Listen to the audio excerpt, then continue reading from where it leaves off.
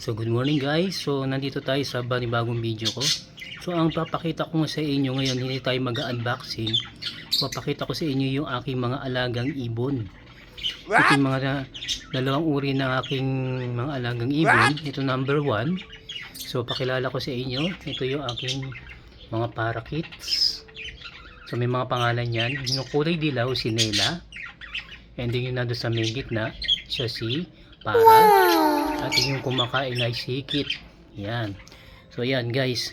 So dito naman sa aking taas, no? So meron diyan dalawang African lovebirds. So nandun sila sa loob ng nest box. So antayin natin silang lumabas. So papakilala ko sa inyo sila. Okay?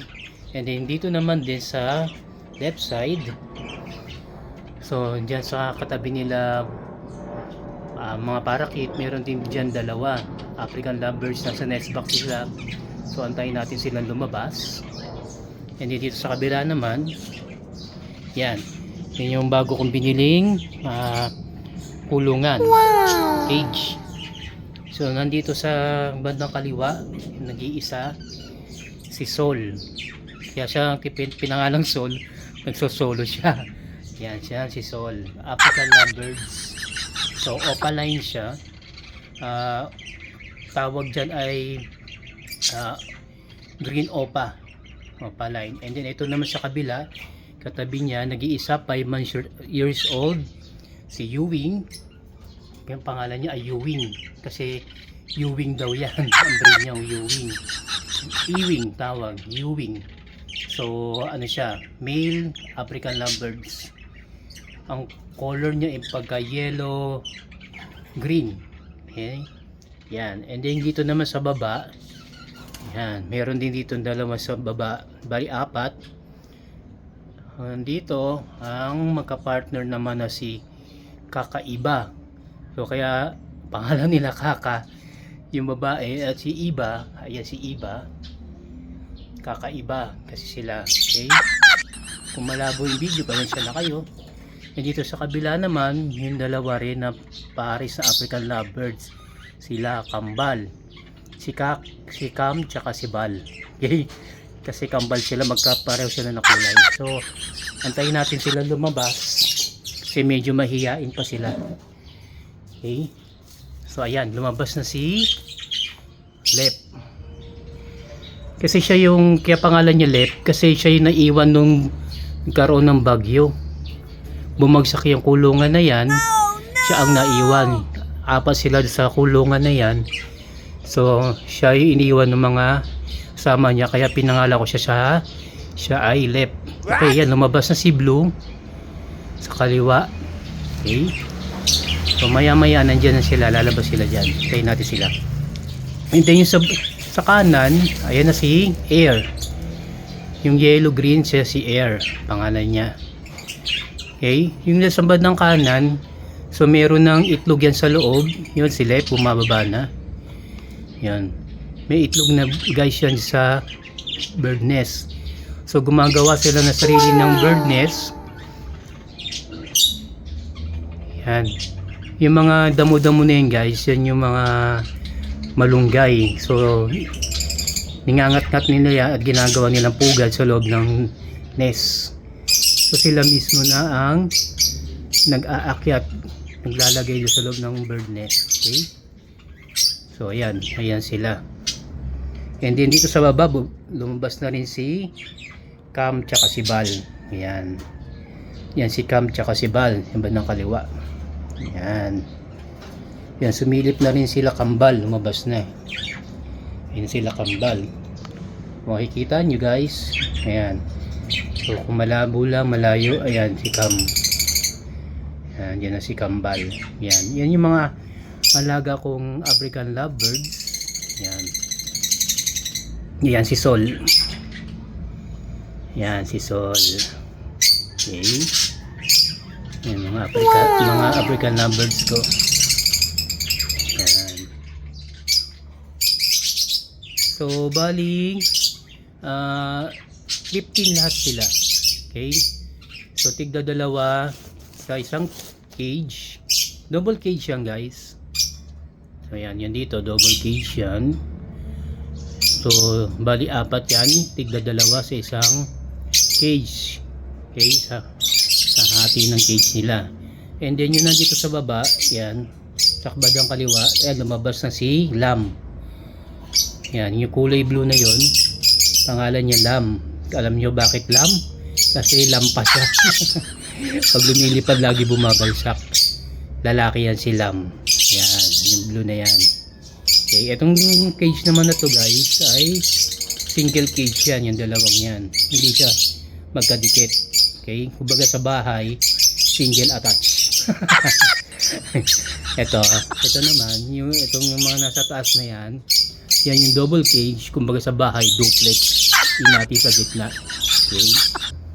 Yan. Pinagkumpara parang bahay, no? O yan, lumabas na sila. Yan yung nag-iingay na yan si Ewing.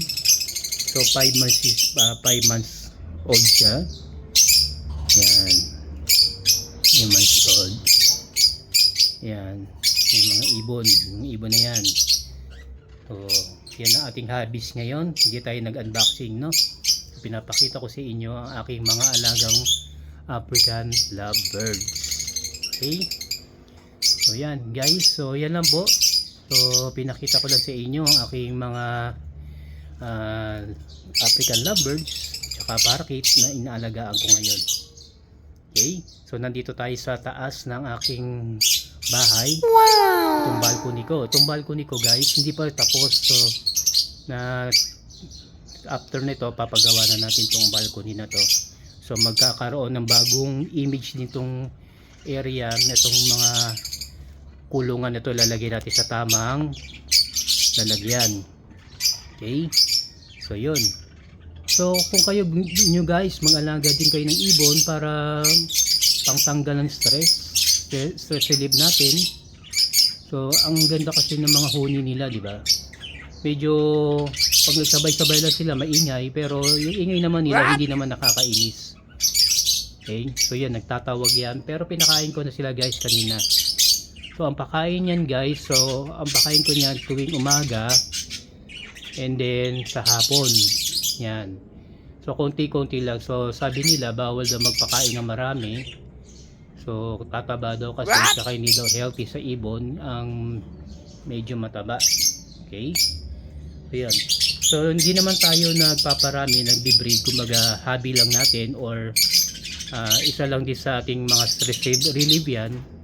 Hindi tayo, kung mag-itlog sila magparami di okay, and then pwede natin ibenta. So sa akin kasi hobby ko lang siya guys, no?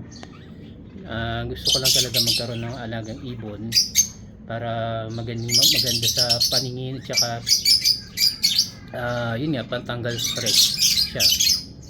Okay, so yung kulungan sa kanan nabili ko lang yan last week, so hindi ako vlog.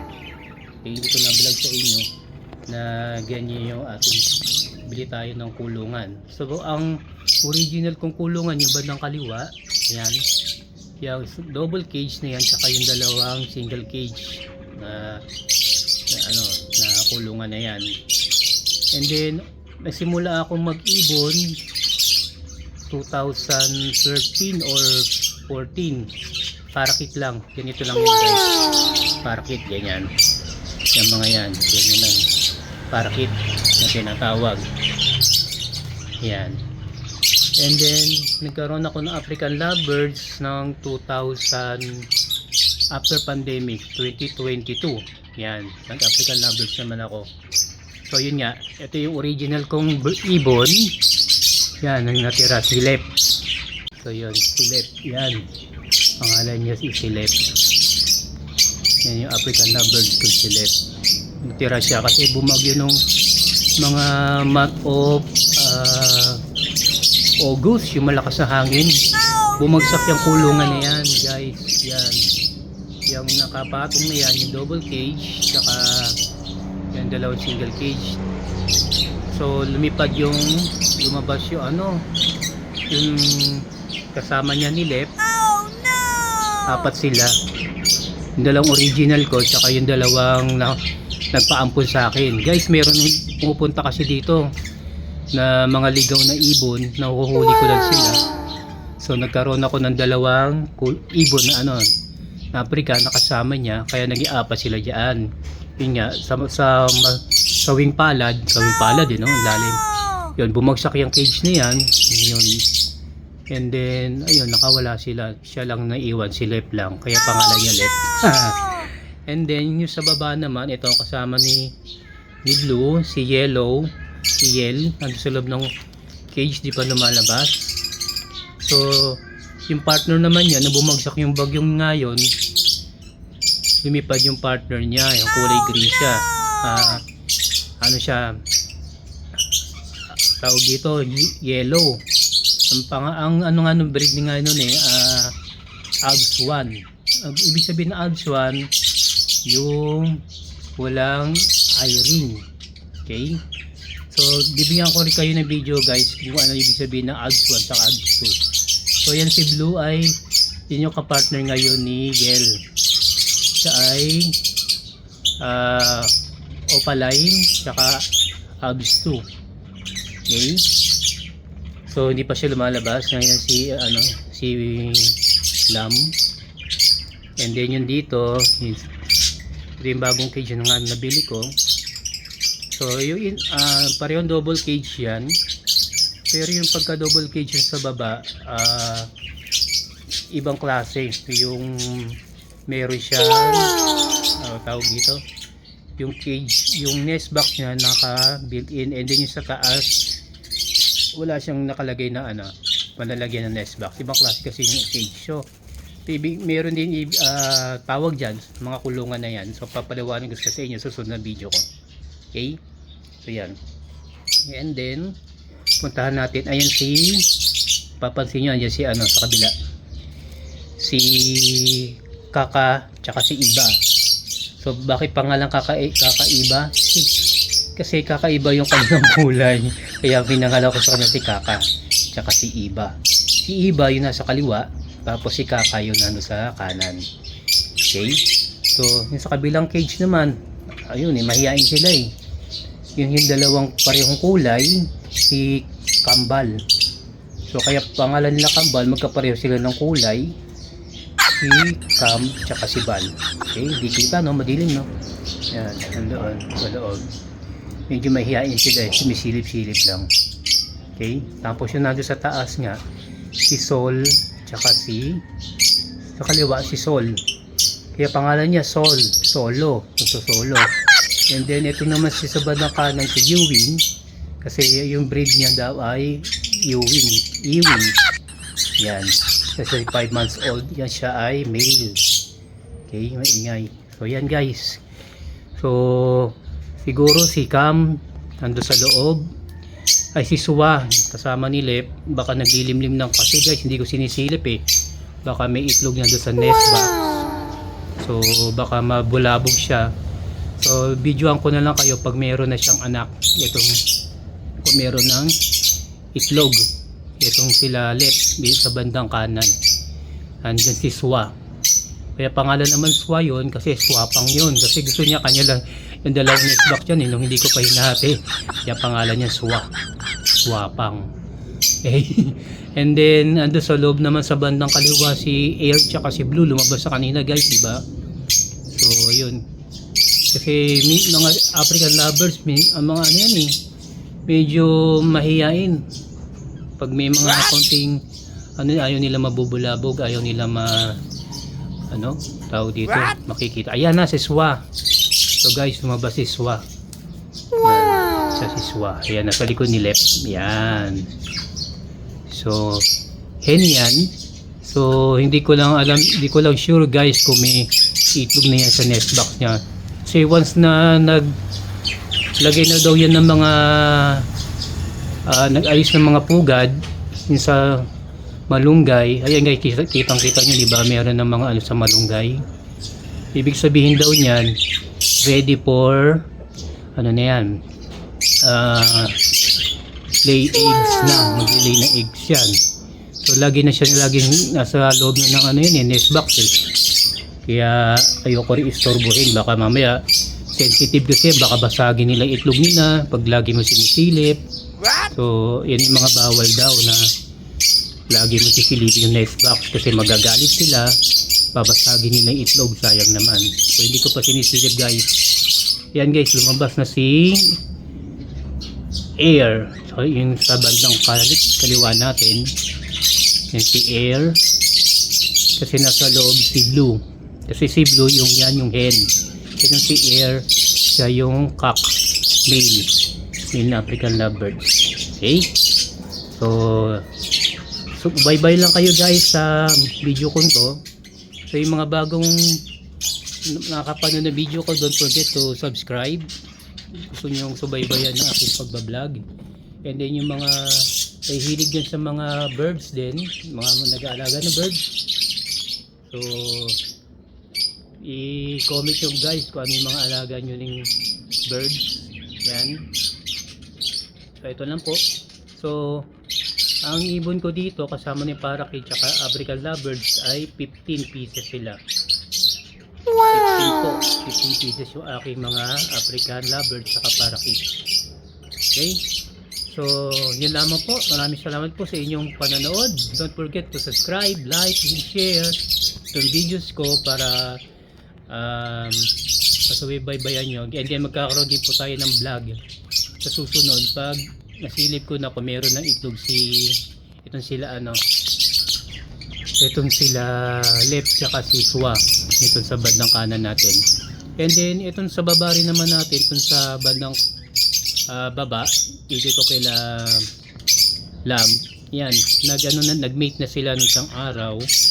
Saka ito malapit na rin for lay eggs din to, si Yel, nasa loob si Yel okay.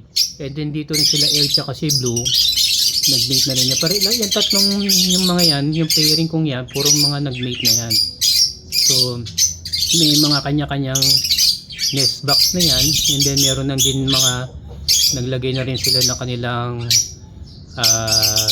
pugad, nagawa na rin sila, meron na rin sa loob yan, pare-pareho yan guys. And then kahit dito din sa baba ginakambal, meron na rin yan kasi binibigyan ko ng malunggay guys. Yan branch ng malunggay, ningangat-ngat nila, and then nilalagay nila sa nest box nila para ipugad nila, sila mismong gumagawa. Okay, yun lang po. Maraming salamat po. So click nyo lang po yung notification bell dyan para ma-notify kayo na may bago akong videos, and then masubaybayan nyo po. Okay, yun lamang po. Maraming salamat po. God bless. Bye.